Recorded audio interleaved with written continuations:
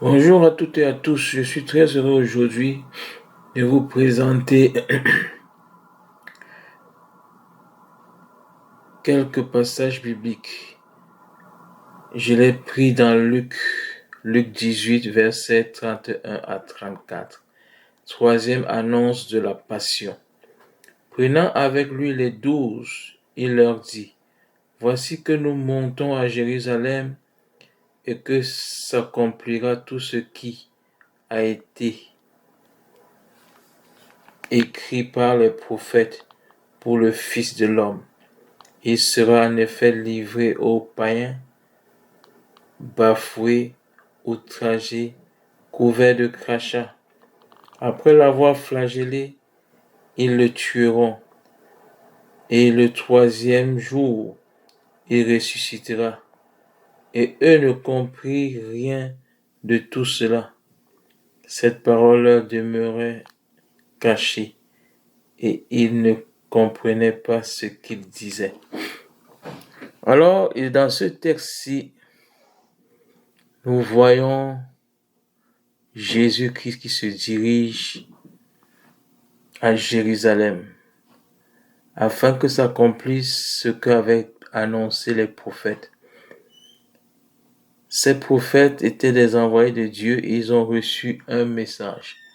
La première chose que nous devons noter, c'est que lorsque Dieu parle à ses prophètes, à ses envoyés, ça se réalise toujours. Quel que soit le temps écoulé, il faudra tout simplement aux hommes d'attendre la réalisation de la prophétie de Dieu. Donc, dans ce passage, nous voyons que des années avant la venue de Jésus-Christ, des prophètes avaient déclaré que Jésus-Christ allait aller à Jérusalem, qu'il allait être torturé, qu'il allait être crucifié, qu'il allait être couvert de crachats et qu'il allait être ressuscité 3 jours plus tard.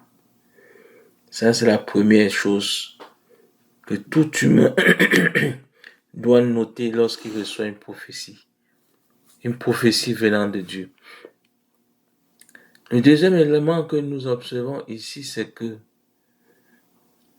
beaucoup de gens autour de nous ne vont pas croire à la prophétie. Beaucoup de gens également autour de nous ne prendront même pas la peine de lire les prophéties déjà écrites et qui se trouvent dans la Bible, dans les Saintes Écritures. Donc nous devons faire très attention au sujet des prophéties. Si autour de vous, vous constatez qu'il y a une personne qui ne croit pas à la prophétie, tant mieux pour vous, tant mieux pour lui. Mais si cette prophétie est déclarée pour vous, ou bien pour votre famille, et que vous en avez la conviction, la foi en cette prophétie, ne l'abandonnez pas. Travaillez dans le sens, préparez-vous à accueillir la prophétie, à être dans les bonnes dispositions, à savoir dépouillez-vous de ce que la prophétie vous demande de vous dépouiller. Ensuite, nous voyons dans ce passage Jésus-Christ qui a reçu cette prophétie, qui n'a pas rejeté la prophétie et qui avec courage, détermination et obéissance à Dieu va accomplir cette prophétie qui le concerne. Jésus-Christ n'a pas peur de la douleur. Jésus-Christ n'a pas peur des coups de poing. Jésus-Christ n'a pas peur des crachats.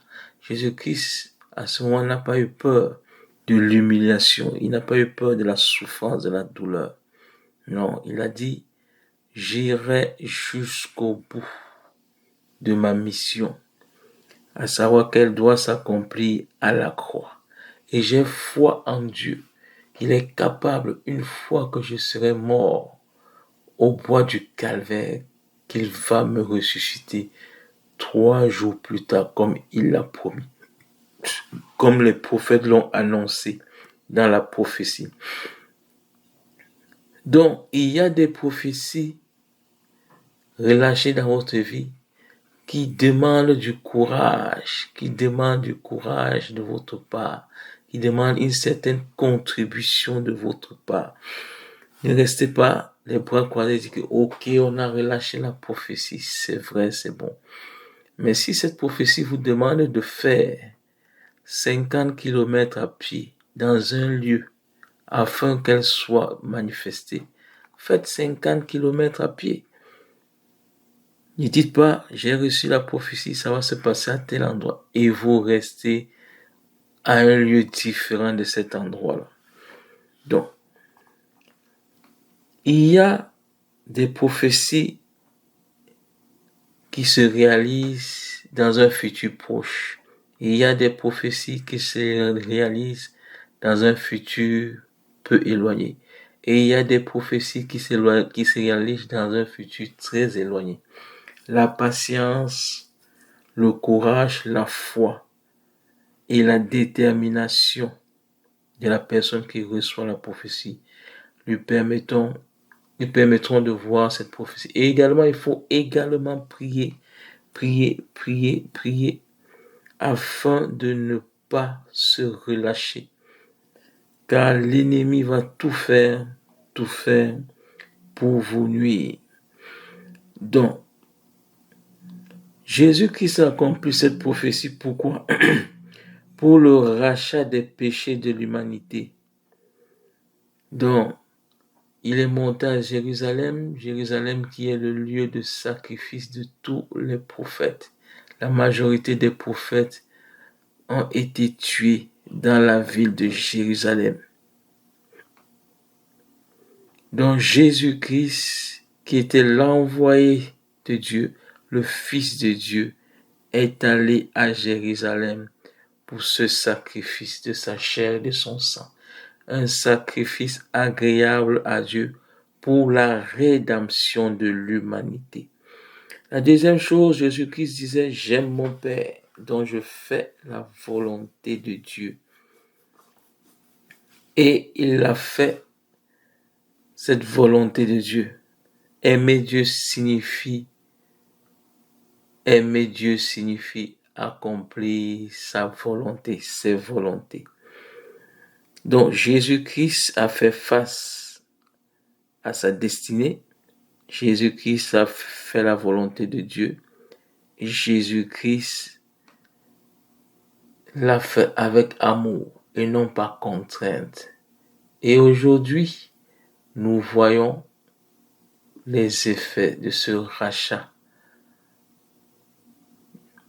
que Jésus-Christ a accompli dans nos vies. Et il y a beaucoup de personnes qui vivent des miracles extraordinaires grâce au rachat, grâce à la rédemption que le Christ nous a offert. Donc, la résurrection de Jésus-Christ est un acte, est un accomplissement que Dieu a fait, la promesse de Dieu à travers Jésus-Christ.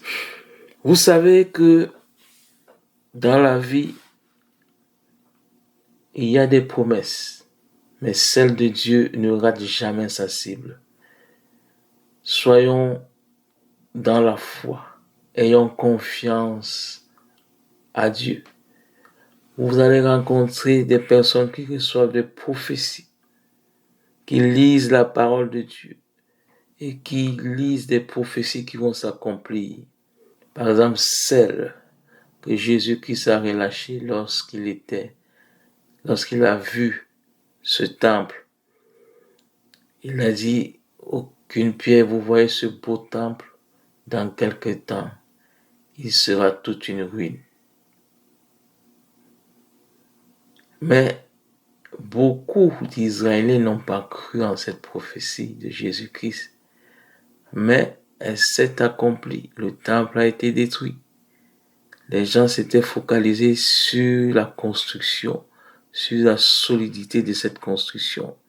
Mais Jésus-Christ a vu plus loin que la solidité de cette construction. Jésus-Christ nous a annoncé qu'à la fin des temps, on verra des guerres, des tremblements de guerre, des tremblements de terre, des guerres civiles, tout type de troubles. Ces éléments, nous le voyons aujourd'hui, c'est une prophétie.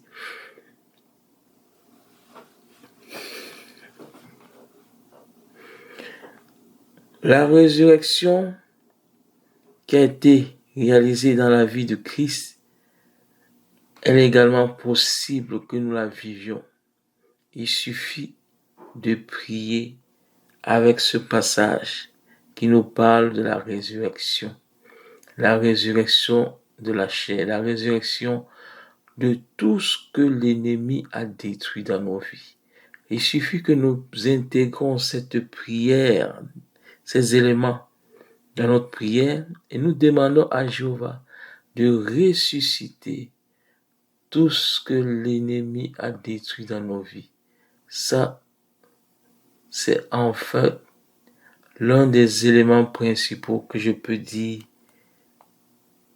qu'on peut utiliser de manière pratique dans la vie, dans la prière, pour en tirer profit. Donc, à travers Jésus-Christ, l'homme a eu la confirmation que Dieu va ressusciter beaucoup de choses détruites dans nos vies par l'ennemi. Si vous avez des questions, si vous avez des commentaires, je vous invite à les écrire dans les commentaires. Alors nous allons prier en utilisant ce passage biblique, c'est-à-dire Luc 18, verset 31 à 34. Père, tu es bon, tu es magnifique. Tu es au-dessus de tout et tu peux tout. Rien ne t'est impossible. Tu es le Dieu des miracles, tu es le Dieu de la puissance. Je te loue, je t'adore, Père, car tu fais toutes choses en son temps. Tu es le Dieu des dieux, le Dieu qui ne mange jamais, le Dieu qui accomplit toujours sa volonté et dont les volontés s'accomplissent toujours dans l'univers, quel que soit le lieu où nous nous trouvons. Père, je te rends grâce pour cette rédemption que tu as offert à l'humanité à travers ton Fils, qui a livré son sang et sa chair pour nous. Un agneau pur et sans tache a été immolé pour l'humanité, pour notre rachat, pour notre rédemption. Père, je te prie, au nom de Jésus-Christ de Nazareth, de ressusciter en nous tout ce que l'ennemi a détruit, comme le Christ a été ressuscité.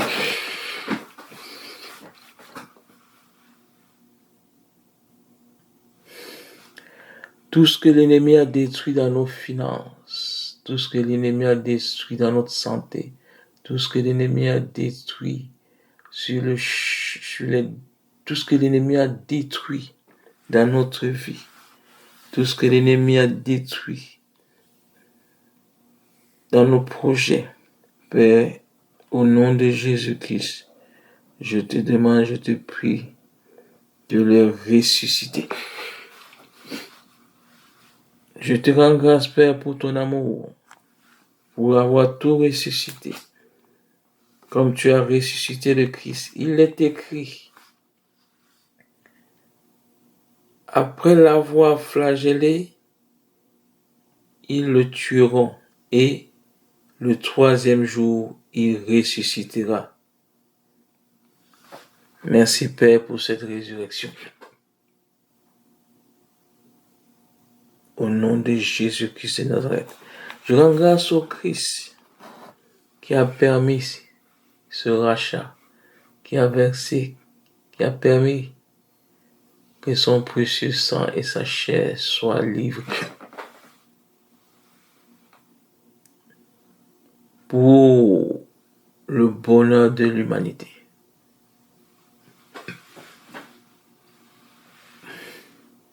Merci Seigneur Jésus-Christ. Alléluia. Amen.